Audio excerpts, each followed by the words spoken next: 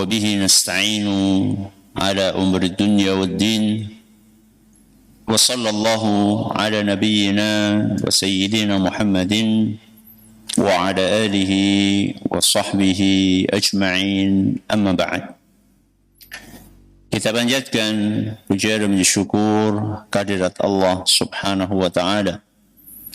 Pada kesempatan pagi menjelang siang yang berbahagia kali ini, hari Senin tanggal 14 Rabiul Awal 1444 Hijriah atau yang bertepatan dengan tanggal 10 Oktober 2022, kita masih kembali diberi kekuatan, kesehatan, hidayah serta taufik dari Allah Jalla wa'ala, sehingga kita bisa kembali menghadiri pengajian rutin Senin pagi di Masjid Manarul Ilmi di Komplek Pondok Pesantren Tunas Ilmu di Desa Kedung Wuluh Purbalingga ini.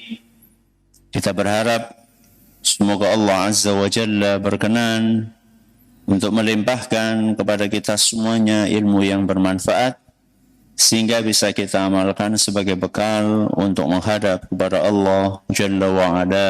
Allahumma amin. Salat dan salam semoga senantiasa tercurahkan kepada junjungan kita Nabi Agung Muhammad sallallahu alaihi wasallam, pada keluarganya, sahabatnya, dan umatnya yang setia mengikuti tuntunannya hingga akhir nanti. Para hadirin dan hadirat sekalian rahimani wa rahimakumullah, dan juga segenap pendengar serta pemirsa yang mudah-mudahan diberkahi oleh Allah Azza wa Jalla. Alhamdulillah, pada kesempatan yang berbahagia kali ini kita bisa kembali mengikuti pembahasan tentang fikih pendidikan anak. Kali ini memasuki serial nomor 171, mengangkat tema bercengkerama dengan anak. Apa Bu bercengkerama? Hah?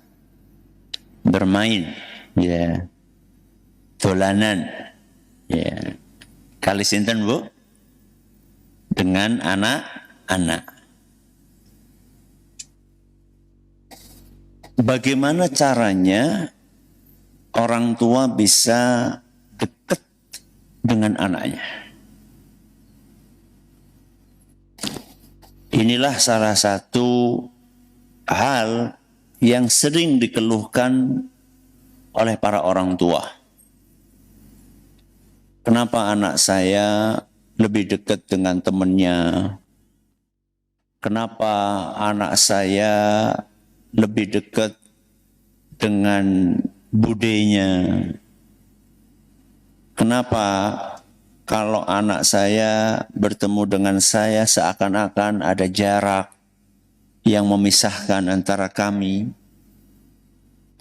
Pertanyaan-pertanyaan ini sering muncul, sehingga membutuhkan jawaban. Ketahuilah para jamaah yang kami hormati, bahwa salah satu kunci sukses berinteraksi dengan orang lain, termasuk di dalamnya interaksi orang tua dengan anak, adalah memahami tabiat. Memahami tabiat. Orang tua agar sukses berinteraksi dengan anaknya, maka dia perlu mengerti apa sih tabiat dasar seorang anak. Ketika kita telah mengerti tabiat-tabiatnya, maka kita berusaha menyesuaikan pola dan cara kita ketika berinteraksi dengan mereka. Dan salah satu tabiat anak kecil adalah suka bermain. Salah satu tabiat anak kecil adalah apa Bu? Suka bermain. Bahkan bisa jadi bermain itu adalah salah satu kebutuhan primer. Kebutuhan apa Bu? Primer. Berarti bukan sekunder, apalagi tersier. Bisa jadi bermain itu bahkan menjadi kebutuhan pokok anak.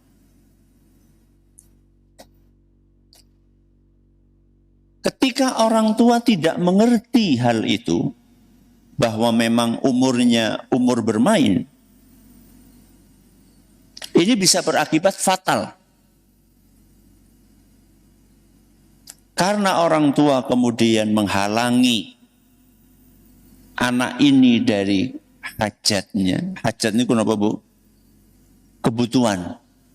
Ya, hajat itu kebutuhan.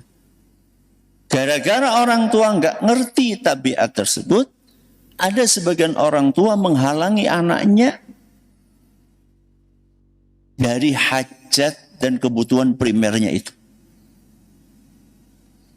Apa akibatnya? Akibatnya anak jadi jenuh, anak jadi bosen, anak jadi mogok, dan bahkan malas belajar. Ini semua gara-gara kebutuhannya tidak terpenuhi. Pak Ustadz, nanti kalau anak saya bermain di luar sana dengan tetangga, saya khawatir nanti akan terpengaruh ekses negatif dari tetangga. Karena saya perhatikan anak-anak tetangga ini kurang dididik dengan baik oleh orang tua mereka. Ngomongnya kasar, saru, kemana-mana pegang HP. Kalau anak saya dibiarkan main sama mereka, nanti anak saya bisa ketularan. Itu adalah sanggahan dari sebagian orang tua. Maka jawabannya adalah, saya tadi mengatakan bermain. Saya tidak menyampaikan bermain dengan anak tetangga. Artinya apa? Artinya yang namanya bermain itu nggak harus sama anak tetangga. Loh, kalau nggak bermain sama anak tetangga, bermain sama siapa? Kali sinten? Sama orang tuanya. Aku wis tua dolanan. Salahnya di mana? Apakah orang tua bermain dengan anak-anak itu melanggar aturan agama? Bukan melanggar, bahkan itu tuntunan agama. Jadi persepsi yang terbangun di benak sebagian orang tua, wah nanti kalau saya main-main sama anak saya nanti jangan-jangan ini melanggar aturan agama. Justru itu aturan agama.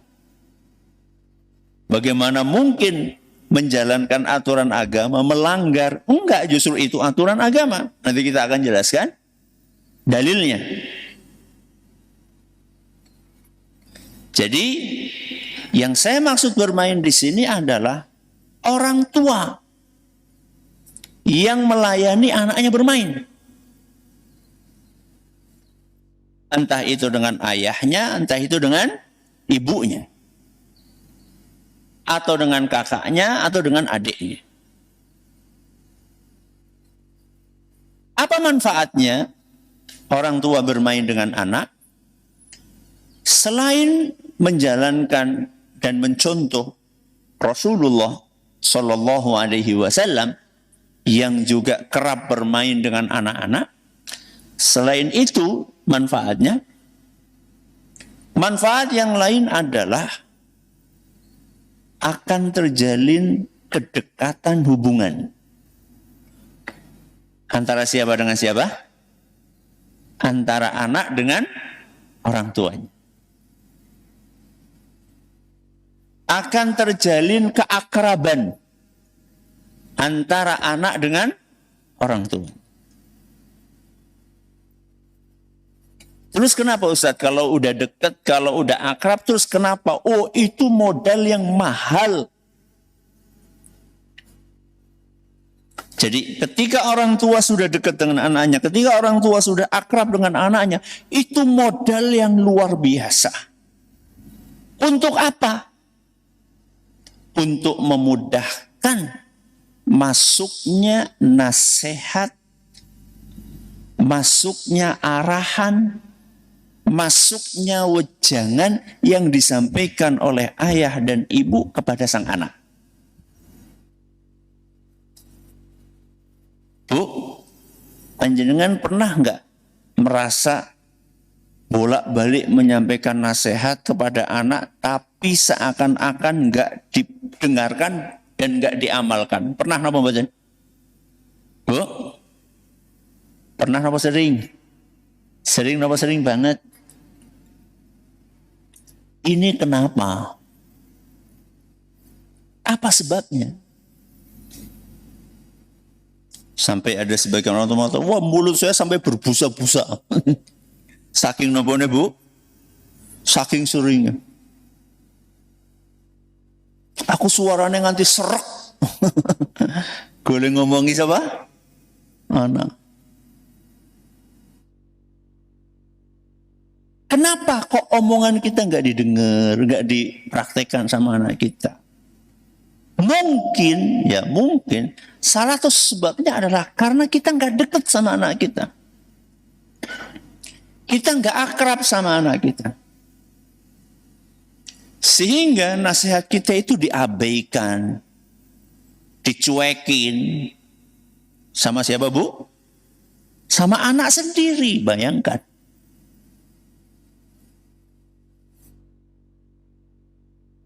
Bagaimana supaya kita dekat dengan anak? Tadi bermain. Orang tua bermain dengan anaknya. Kalau orang tua sudah bermain dengan anaknya, maka anak akan merasa dekat dengan orang tuanya. Kalau anak merasa dekat dengan orang tuanya, insya Allah dia akan mau mendengar nasihat-nasihat orang tuanya. Kemudian dia mau mengikuti nasihat tersebut dengan senang hati. Bukan dengan keterpaksaan.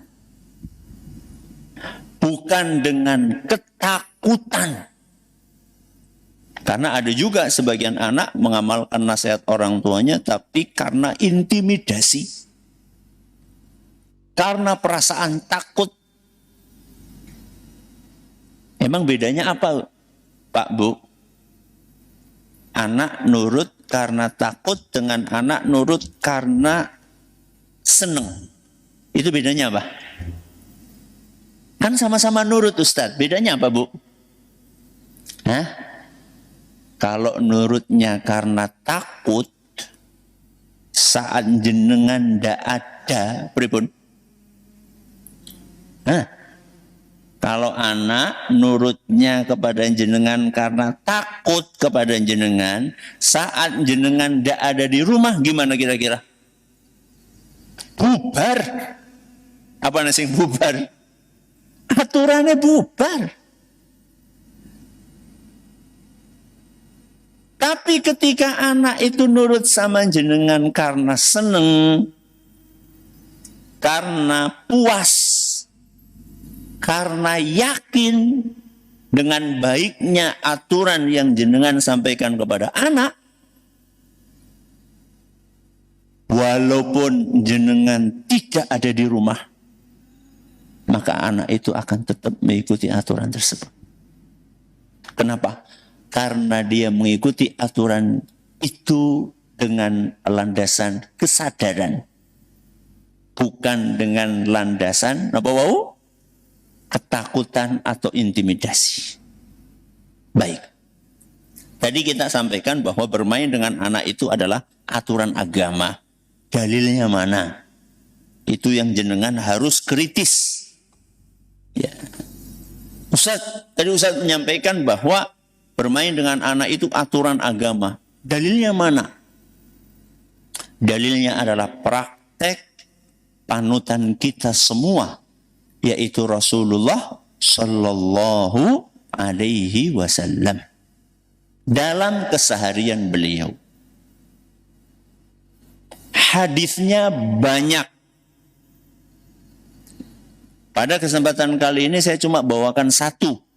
Bukan karena cuma nemu satu, enggak. Tapi karena kertasnya enggak cukup. Kertasnya kan cuma satu lembar, Bu. Ya. Ini saja sudah dibikin tulisannya agak kecil-kecil. Ya. Sudah dibikin fontnya itu ukuran 11, itu agak kecil. Idealnya itu ukuran 12. Ya. Terutama buat ibu-ibu yang sudah mulai nopo? Min. Ya, yang sudah mulai rabun ya. Jadi hadisnya banyak, enggak cuma satu. Cuman karena kertasnya enggak cukup, kita bawakan cuma satu aja. Jadi jangan pernah berasumsi bahwa nggak ada hadis kecuali ini saja. Banyak hadisnya. Nabi SAW bermain dengan anak, banyak hadisnya. Mudah-mudahan yang satu ini bisa mewakili. Hadis ini dituturkan oleh seorang sahabat Nabi SAW yang bernama Ya'la. Sinten, Bu? Ya'la. Nama lengkapnya Ya'la bin Murrah radhiyallahu anhu. Beliau bercerita, kharajna ma'an Nabi sallallahu alaihi wasallam wa du'ina ila ta'am. Kata Ya'la, pada suatu hari kami niku sinten, Bu? Para sahabat. Pada suatu hari kami beserta dengan Nabi SAW keluar. Maksudnya keluar rumah. Untuk apa? Untuk memenuhi undangan makan. Enak nggih Bu nggih? Kondangan. Ya. Ada undangan makan, Nabi SAW diundang, para sahabat juga diundang. Maka beliau pun keluar beserta para sahabat. Fa'idha Husainun yal'abu fit tariq. Di tengah perjalanan, belum sampai ke tempat tujuan, mereka melihat Husain. Sinten Husain? Cucu Nabi SAW. Anaknya sinten? Anaknya sinten? Ramane Husain sinten? Ali bin Abi Thalib. Biyunge Fatimah. Fatimah niku sinten? Putri Nabi SAW. Husain bin Ali. Ayahnya. Ibunya sinten? Fatimah binti Muhammad sallallahu alaihi wasallam. Ketika di tengah perjalanan, kami melihat Husain lagi bermain di jalan. Lihat ya, cucunya Nabi juga bermain. Ya. Masa anaknya jenengan orang mainan? Cucu Nabi loh. Ya. Kalau istilah sekarang itu bangsawan, orang yang berdarah biru, dolanan nang dalan, bermain di jalan. Maka apa yang dilakukan oleh Nabi SAW, perhatikan. Fa asra'an Nabi sallallahu alaihi wasallam amamal qaum. Thumma basata yadayhi. Begitu Nabi SAW melihat Husain lagi bermain di jalan, Nabi SAW buru-buru mendahului kami. Jadi lagi jalan bareng, Nabi SAW metal, jalan duluan, mengejar Husain. Wa basata yadayhi, dan membuka kedua tangannya. Iki ngapa nggih? Hah? Ngalang-ngalangi. Ngalang-ngalangi sinten? Husain. Mau nangkep Husain. Ya. Faja'ala al-ghulamu yafirru hahuna wa hahuna. Maka apa yang dilakukan oleh Husain begitu melihat kakeknya datang mau nangkep, apa yang dilakukan? Lari. Husain menghindar. Ke sana, kemari. Nabi juga ikut ke sana, kemari. Bayangkan ini, dilakukan di jalan. Dan banyak sahabat. Banyak sahabat. Wa yudahikuhu Nabi SAW hatta akhadah. Dan Nabi SAW melakukan itu sambil tertawa. Nabi SAW melakukan itu sambil bercanda. Sampai Nabi SAW berhasil menangkap Husain.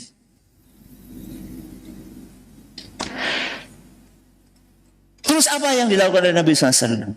Faja'ala ihda yadayhi fi dhaqnihi wal ukhra fi ra'sihi. Setelah ketangkep, Nabi SAW meletakkan salah satu tangannya di dagunya Husain. Dagunya Husain. Dan tangan yang satunya di kepalanya Husain. Summa tanaqahu. Kemudian dipeluk oleh Nabi SAW. Cukup sampai di situ? Enggak. Umma qala Nabi sallallahu alaihi wasallam. Kemudian Rasul SAW bersabda, Husainun minni wa ana minhu. Husain adalah bagian dariku. Bagian dari jiwaku. Dan aku adalah bagian dari jiwanya. Jiwanya sinten? Husain. Lalu Nabi SAW melanjutkan. Ahabballahu man ahabbal hasana wal husain sibtani minal asbat. Semoga Allah subhanahu wa ta'ala mencintai siapa yang mencintai Hasan dan Husain. Karena keduanya adalah cucuku. Hadis riwayat Al-Bukhari dalam kitab beliau Al-Adabul Mufrad dan dinilai hasan oleh Syekh Al-Albani rahmatullahi alal jami'. Ini kisah menakjubkan dan perlu untuk direnungi kandungannya. Pagi tadi ketika kami menulis makalah ini, kami baru bisa menyimpulkan 3 poin. Bukan berarti kesimpulannya cuma 3. Mungkin ulama lain, ustadz lain ketika mengkaji hadis ini bisa menyimpulkan hal-hal dan poin-poin yang lainnya. Cuman saya baru bisa menyimpulkan 3 poin. Apa poin yang pertama? Usia senja bukan alasan untuk tidak bercengkerama dengan anak. Usia senja niku usia napa, Bu? Tua. Usia tua itu bukan alasan untuk tidak bercengkerama dengan anak. Bagaimana kita bisa menyimpulkan poin yang pertama ini? Karena tadi Nabi SAW bercanda dengan Husain kapan? Tahunya gimana Ustadz bahwa Nabi saat itu usianya sudah senja? Begini. Nabi SAW diangkat menjadi Rasul usia berapa? Usia berapa? 40. Pinten? 40. Baik. Setelah diangkat menjadi Nabi, Nabi SAW berdakwah di mana? Yang putih. Mekah lah. Berapa tahun? 13. Sekitar 13,5 tahun. Habis itu Nabi hijrah. Hijrah kemana? Madinah. Ketika Nabi hijrah itu berarti usianya berapa? 40 tambah 13. Pinter? 53 tahun. Oke. Nabi hijrah ke Madinah. Usianya pinter? 53 tahun. 53 niku asinom apa Masih muda atau sudah sepuh?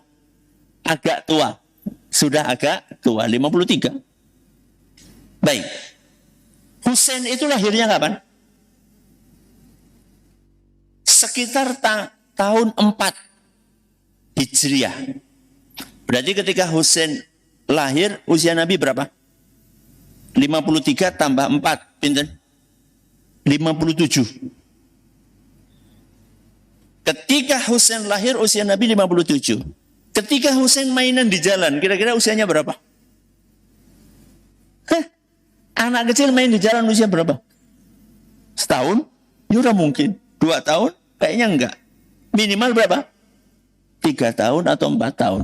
Kalau kita hitung 3 tahun saja, sudah berapa usia Nabi? Sudah 60 tahun. Berarti ketika Nabi SAW bercanda dengan Husain tadi, Nabi SAW bapak-bapak, nopo mbah-mbah? Mbah-mbah. Mbah kakung. Coba saya tanya sama jenengan. Mbah kakung, mbah putri teng mriki wonten? Kathah. Coba jenengan sama putune jenengan kados niku napa mboten? Nggih, Masya Allah, Alhamdulillah. Berarti sudah meneladani sinten? Rasulullah Sallallahu Alaihi Wasallam. Kalau seusia itu saja bercanda dengan anak kecil, kenapa ada orang tua usianya baru 40, baru 30 tahun? Gak mau bercanda sama anaknya. Mau lebih 30 tahun kok. Mas baru 40 tahun kok. Wah wisin loh, wis tua. Wis tua, 30 tahun wis tua. Nabi SAW ini usianya 60 tahun. Bercanda dengan Hasan dan Husain. Dan jenengan usia 30-40. Apa alasannya nggak bercanda sama anak? Alasannya apa? Ini adalah pelajaran pertama. Kenapa Bu? Usia senja bukan alasan untuk tidak bercengkrama dengan anak. Pelajaran yang kedua. Tidak gengsi walau dilihat khalayak. Khalayak niku napa Bu? Orang banyak. Tidak gengsi walaupun dilihat khalayak. Dari mana kita ambil kesimpulan ini? Rasulullah SAW ketika bercanda kejar-kejaran sama Husain itu di mana? Di rumah apa di jalan? Di jalan. Kelihatan sama orang enggak? Ya kelihatan wong Nabi SAW lagi berangkat bareng-bareng sama sahabatnya untuk memenuhi apa Bu? Undangan makan. Kelihatan sama para sahabat. Dan apa yang dilakukan oleh Nabi SAW tadi tidak menjatuhkan kewibawaan beliau. Ayo, yang merasa, wah nanti kalau saya dolanan karo bocah cilik yang kewibawaan nyong apa? Berceceran. Coba saya tanya sama jenengan. Lebih pantas menjaga wibawa Rasul apa jenengan? Ya Rasul SAW. Rasul itu utusan Allah. Rasul itu panglima. Rasul itu hakim. Ya. Rasul itu pemimpin. Bukan pemimpin RT, pemimpin dunia Rasul SAW itu. Pun demikian beliau SAW tidak malu, tidak gengsi, tidak jaim. Ngertos Bu jaim Bu? Kenapa jaim? Jaga image. Ya. Gak jaim Nabi SAW. Justru. Karena Rasul SAW adalah panutan, beliau malah sengaja melakukan itu di depan khalayak. Untuk apa? Pembelajaran. Napa bu pembelajaran? Ngajari. Nabi SAW ingin ngajari para sahabatnya. Nabi SAW ingin ngajari kita umatnya bahwa hubungan yang ideal antara anak dengan orang tua seperti itu. Akrab, dekat, bermain bareng, tanpa sekat. Jadi, status jenengan sebagai anggota dewan atau status jenengan sebagai ustadz terkenal atau status jenengan sebagai bos perusahaan besar atau status jenengan sebagai komandan peleton, apapun status jenengan, kalau sudah bermain dengan anak, sementara status itu diapakan? Disingkirkan. Supaya apa? Supaya nggak ada skat.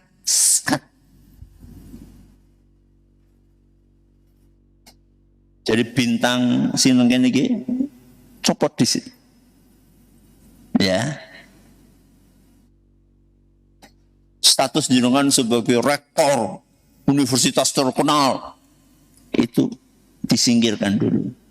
Sekarang waktunya untuk bermain. Dengan siapa, Bu? Dengan anak-anak.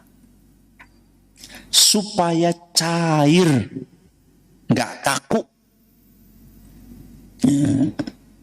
Sudah. Ini adalah kesimpulan yang keberapa?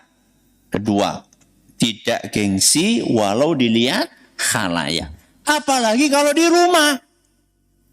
Wong dilihat khalayak saja. Nabi SAW melakukan. Apalagi kalau di rumah. Jadi nek aku gelut-gelutan karo anakku nang omah ora apa-apa Ustaz. Ya ora apa-apa. Tapi jegelut temenan. Masa bapak karo anak gelut temenan sih kepriwe? Ya gelut-gelutan. Ya. Di kasur ya bermain sama anak, ketawa ketiwi, jenengan ditindi sama anak. Ya jenengan aja balas nindi keplenet kok. Ya. Anak kuda-kudaan di atas pundak jenengan. Kalau halamannya luas, bal-balan bareng. Ya, main badminton bareng. Jangan gengsi. Ini adalah pelajaran keberapa?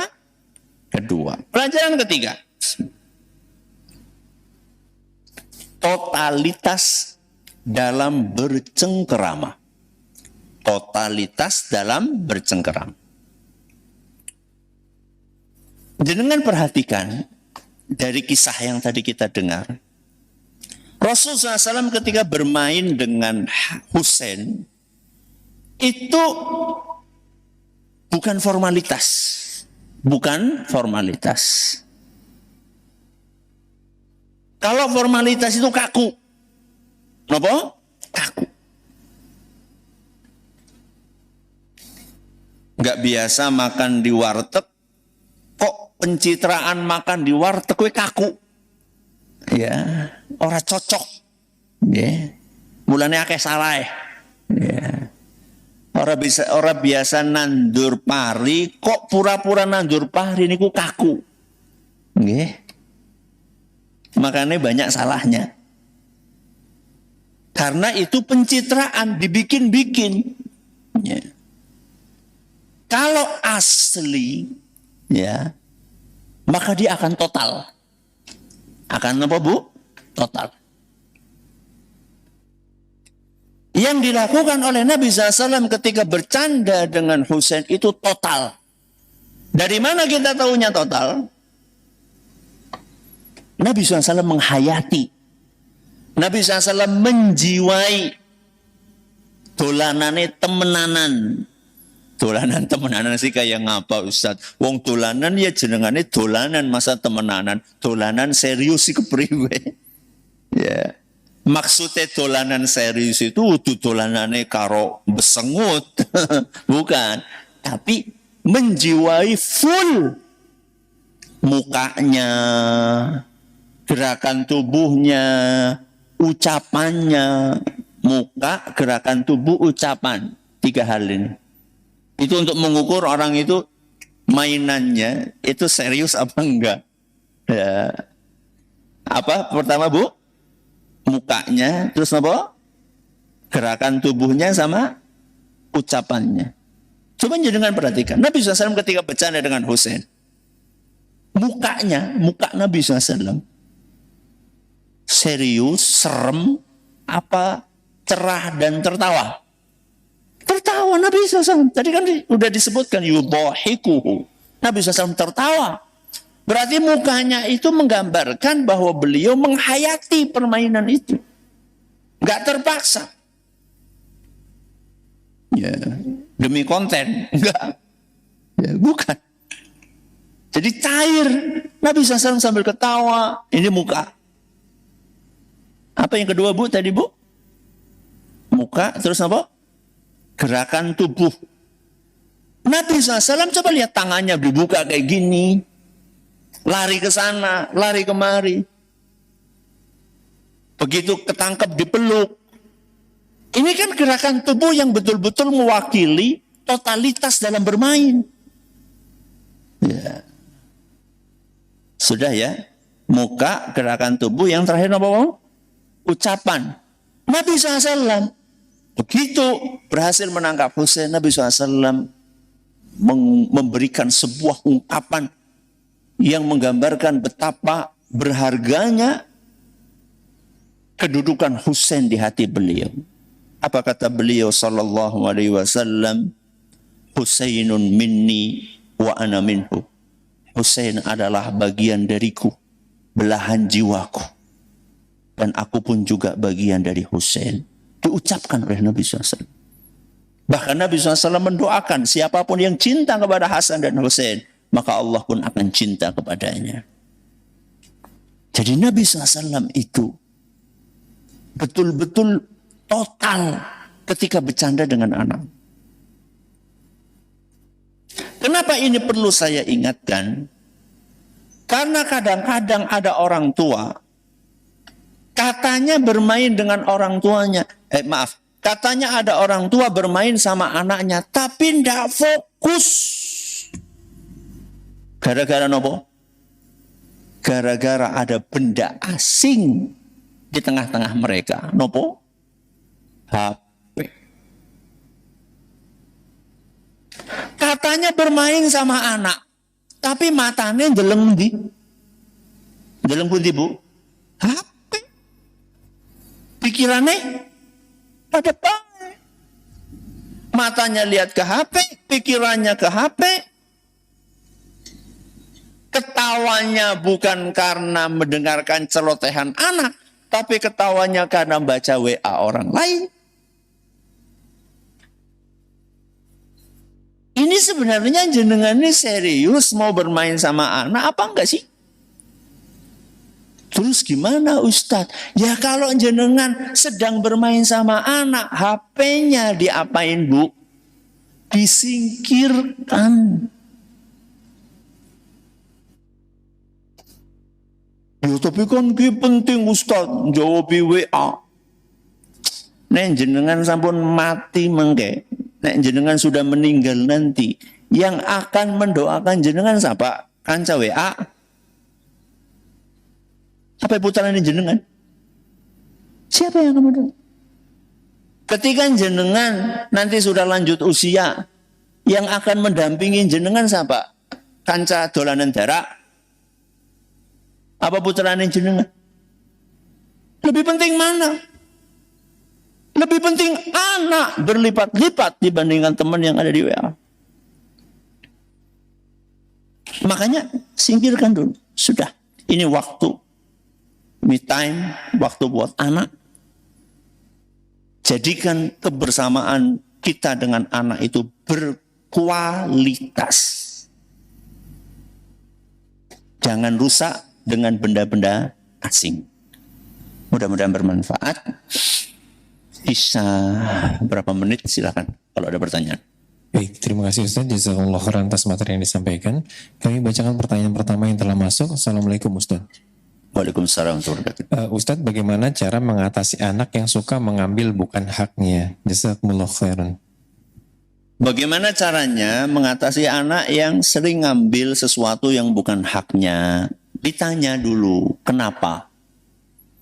Pokoknya kalau ada masalah itu, dicari dulu sumbernya apa, sebabnya apa, baru kemudian kita bisa mencari solusinya. Jadi anak ngambil barang itu karena apa?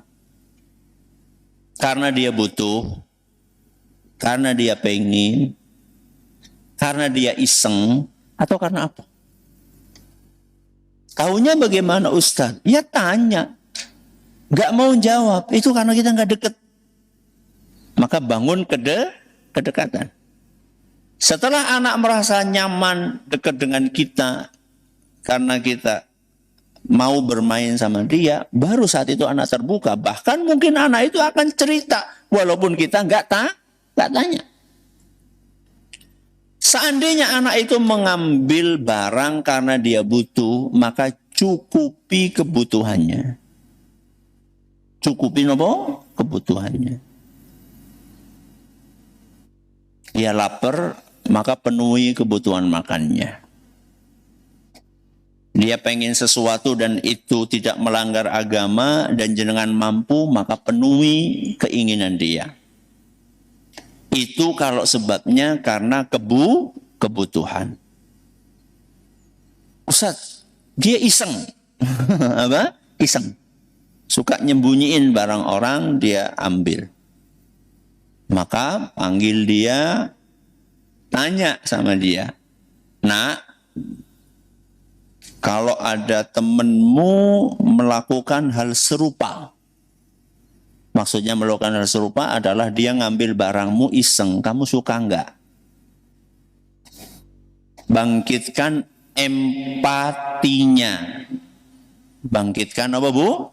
Empatinya. Kamu suka enggak kalau digituin? Ya enggak lah, jengkel. Ya begitu juga orang lain. Itu kalau sebabnya adalah karena iseng. Ustaz, dia ini klepto. Apa klepto? Ada gangguan kejiwaan yang membuat dia enggak bisa nahan diri untuk tidak ngambil. Ini klepto namanya. Wah, kalau itu harus konsultasi sama psikolog. Harus konsultasi sama psikolog. Karena itu adalah penyakit kejiwaan. Penyakit apa? Kejiwaan. Tanya ke psikiater, barangkali perlu ada terapi-terapi khusus. Karena itu terkait dengan sel-sel atau syaraf-syaraf yang terganggu yang ada di dalam dirinya. Ya. Maka itu beberapa jawaban yang mudah-mudahan ada yang pas buat pertanyaan Anda. Ya. Baik, terima kasih. Jazakumullah khairan. Pertanyaan berikutnya, Assalamualaikum Ustaz. Waalaikumsalam. Ustaz, saya sering bermain dengan anak. Saking dekatnya kalau main, anak saya malah sering mukul dan mencubit saya. Dikira saya temannya. Pertanyaannya bagaimana menyikapi hal yang seperti itu Ustaz? Syukran jazakumullah khairan. Kemungkinan anak mukul orang tuanya, kemungkinan dia enggak serius mukul. Dia enggak serius mukul. Ya. Kemungkinan dia itu menganggap bahwa pukulan itu adalah ungkapan keakraban. Mungkin seperti itu. Maka, apa yang perlu dilakukan? Memberikan pengertian kepada anak. Memberikan pengertian kepada anak. Bahwa hal itu enggak baik. Bahwa hal itu enggak baik. Mukul orang tua itu enggak baik, walaupun tujuannya apa tadi? Bercanda. Kapan ngasih pengertiannya? Ketika bukan sedang mainan. Ketika bukan sedang mainan. Contoh Ustaz, ya ketika jenengan lagi jalan sama anak bareng. Jangan sampaikan nasihat. Nah, salah satu hal yang nggak baik untuk dikerjakan itu adalah mukul-mukul. Ya. Saya berapa kali ditanya sama anak yang terkecil, Abi, dosa itu apa sih? Dosa itu apa? Saya katakan dosa itu adalah meninggalkan yang diwajibkan Allah atau menjalankan yang diharamkan sama Allah. Nggak berhenti ternyata. Contohnya apa? Contohnya apa? Contohnya tidak sholat. Tidak sholat. Terus apa lagi, Bi? Tidak mau belajar. Ya. Terus apa lagi, Bi? Mukul-mukul. Nah, pas. Masuk itu. Ya. Mukul siapa, Bi? Mukul Abi. Terus mukul Umi. Terus mukul Mamas. Terus mukul adik.